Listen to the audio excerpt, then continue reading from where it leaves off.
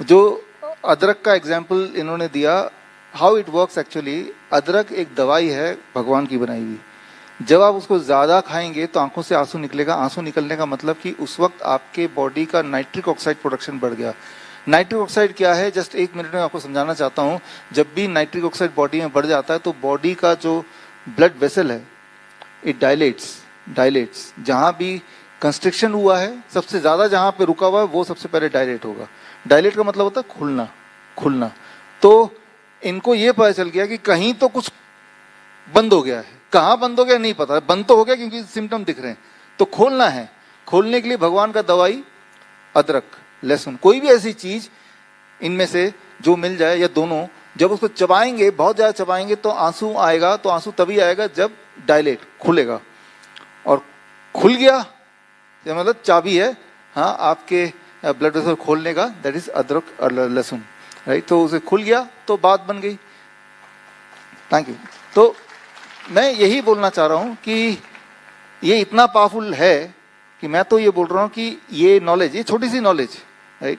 First इसमें मान लो कोई ऐसा है जो चेस्ट पेन बता रहा है, तो हो सकता हार्ट अटैक हो सकता हार्ट अटैक ना हो, हमें नहीं मतलब, नहीं, उसको रिलीफ देना है।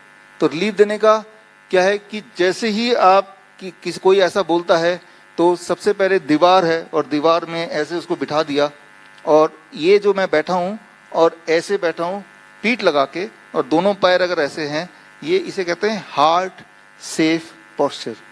ये जो जहाँ पे पेन है वो तकलीफ कम करना और जो डैमेज है उसको कम करने का पहला स्टेप। तो इसको कितना टाइम लगेगा बोलने में? 1 सेकंड, 2 सेकंड, 3 सेकंड, राइट। एक तो तरीका पैनिक करने का रवि जी ने बताया था अभी कि डॉक्टर के पास ले चलो, हॉस्पिटल ले चलो, तो उसमें टाइम ना बिता के वहीं ऐसे बिठा दिया। जब वो ऐसा बैठा है इतने टाइम में, अब जाके जैसे उन्होंने बताया अदरक ढूंढ के लाओ। मैं तो बोलता हूँ कि उसको रखिए पास में, ऐसे ढूंढने की जरूरत ना पड़े। It is a medicine. आप हमारे हॉस्पिटल में आइए, हिम्स हॉस्पिटल में, वहाँ जो इमरजेंसी रूम है वहाँ एज ए मेडिसिन अदरक लहसुन रखना कंपलसरी है, और ड्यूटी है कि रोज उसको चेंज भी करना है क्योंकि वो खराब होता है, राइट। तो वो इमरजेंसी मेडिसिन है वो। तो इमरजेंसी मेडिसिन हमारे हॉस्पिटल में रखा रहता है। आप भी रखिए अपने घर में, रखते तो हैं लेकिन पैनिक होता है तो अच्छा खासा इतना अमाउंट, राइट। तो ऐसे बिठा दिया। अब वो चबा रहा है, और जैसे जैसे चबाएगा आंखों में आंसू आएंगे, उसी स्पीड से उसका पेन कम होता जाएगा। यानी कि बॉडी का जो ब्लड वेसल है, इस केस में हार्ट, उस केस में ब्रेन, वो खुल चुका है। इतना बॉडी को स्विच ऑन करना है। तो दिस इज सो सिंपल। अब कई बार होता है कि इतना ज्यादा पेन हो गया कि वो बेहोश हो गया। बेहोश इंसान तो चबा नहीं सकता, तो क्या करना है? अगर बेहोश इंसान चबा नहीं सकता तो उसको, हमने वो लेटा है तो आपने मिर्च लिया, उसको कूटा, उसको चटनी बनाया, जीभ के नीचे रख दिया, और जीभ के नीचे रखते ही what you can expect, his consciousness should come back. एकदम से वो होश में आने लगेगा, और होश में आने के बाद भी अगर कंप्लेन बोलता है कंप्लेन है, अब दोबारा से वो पोस्चर, अब दोबारा से वो अदरक। तो एक बात याद रखिए कि जब भी कभी इस तरह के हादसे होते हैं, वो जो गोल्डन टाइम होता है वो 10-15 मिनट का ही होता है। क्या आप कोई ऐसी जगह जानते हैं जहां से हॉस्पिटल 10-15 मिनट में पहुंचाया जा सकता हो? ऐसी कोई जगह नहीं है। इवन हॉस्पिटल के इटसेल्फ में एक जगह से दूसरी जगह पहुंचाया नहीं जा सकता, और अगर पहुंचाएंगे भी तो क्या ये वाला इलाज करेंगे? और दूसरा जो इलाज है, क्या वो इफेक्टिव है? क्वांटिटी में आप देखेंगे इतना बड़ा पीस भी कम पड़ जाता है। अब उतना उन्होंने बोला आधे घंटे तक चबाना है, मान लो इतना बड़ा पीस, राइट।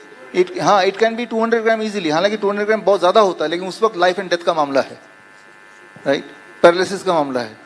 चबाते रहें, क्वांटिटी नहीं देखना, चबाते जाओ, देते जाओ, कोई ऐसा नुकसान नहीं होगा। हालांकि इट इज ए डिस्कम्फर्ट चबाना भी अपने आप में। आप एक बार ट्राई करके देखिए, वो रेसिड्यू को थूक सकते हैं। वो जो चबा रहे हैं, थूक दिया residue, that is a fibre. वो खाएंगे भी तो कोई नुकसान नहीं है, उसका कोई एडवांटेज भी नहीं है। It depends on the patient. उसको थूकना थूक दीजिए, उसका जो रस है that is what is working. देखिए उस वक्त छिलका निकालने का टाइम नहीं रहेगा ना, उस वक्त चबा लेना उसको।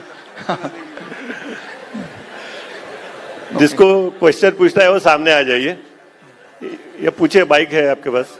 सर मुझे पूछना था कि दूध लेने से कोलेस्ट्रॉल बढ़ता है क्या? हाँ देखिए, एक बड़ा इंटरेस्टिंग क्वेश्चन है, दूध लेने से बढ़ता है कि नहीं। जो भी खाना ऐसे है जिसमें कोलेस्ट्रॉल है वो खाना आपको नहीं खाना चाहिए। कैसे पता चलेगा कौन से फूड में कोलेस्ट्रॉल है कौन से में नहीं है? याद रखिए, भगवान ने कोलेस्ट्रॉल बनाने की शक्ति क्षमता सिर्फ एनिमल्स को दिया है। एनिमल्स जो लिविंग बीइंग्स हैं, जैसे हम हैं, एनिमल हैं, हम बॉडी में कोलेस्ट्रॉल बना सकते हैं। तो जब भी आप एनिमल फूड लेंगे, मीट, मछली, अंडा, दूध जो है वो एनिमल फूड है कि प्लांट फूड है? एनिमल। तो दूध है तो कोलेस्ट्रॉल है, राइट? तो जब आप प्लांट लेंगे, जैसे काजू है, ये प्लांट है कि एनिमल है? प्लांट है। तो प्लांट में काजू कोलेस्ट्रॉल नहीं है। तो जब भी कुछ खाएंगे, if it is animal avoid it, if it is plant have it in plenty.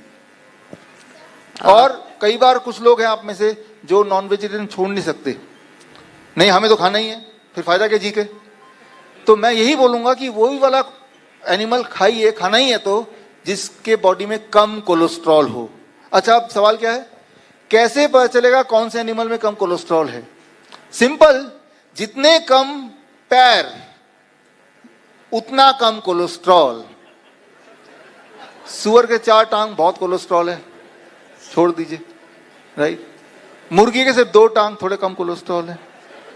मछली के एक भी टांग नहीं और कम कोलेस्ट्रॉल है, तो मछली फिर भी खा लीजिए।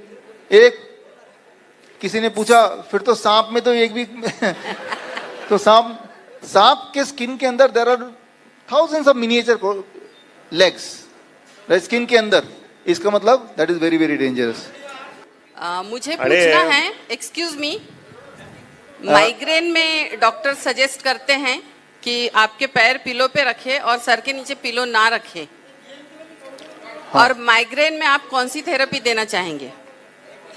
देखिए, जो हमारे पेशेंट्स हैं जिनको माइग्रेन का भी था, अगर वो DIP डाइट लेते हैं, जो मेरा एक्सपीरियंस है, फॉर 3 मंथ्स, फिर धीरे धीरे उनकी जो माइग्रेन की जो फ्रीक्वेंसी एंड इंटेंसिटी है वो कम होने लगती है। तो मैं तो यही बोलूँगा, जो लोग माइग्रेन के पेशेंट हैं तो वो DIP डाइट को ही ट्राई करें and also have a little patience, number 1। Number 2, very very important, कि जैसे ही उनको अगर माइग्रेन का अटैक शुरू हो ही गया है, उस वक्त कैसे हॉल्ट करना है। तो अगर वो गर्म पानी में, जैसे मैंने बोला, अगर पैर 42 डिग्री सेल्सियस में रखेंगे और सिर पे एक ठंडा टॉवल रखेंगे, गीला टॉवल, तो उससे भी जो माइग्रेन अटैक है वो वहीं पे टेम्पररीली हॉल्ट हो जाएगा, रुक जाएगा। लेकिन इस तरह से पैरासीटामोल या कोई दवाई की जगह, पेन किलर की जगह वो काम चला सकते हैं along with the DIP diet, और कुछ महीनों में आप उम्मीद कर सकते हैं कि उनका जो माइग्रेन अटैक है या तो बिल्कुल खत्म हो जाए या पहले से बहुत कम हो जाए।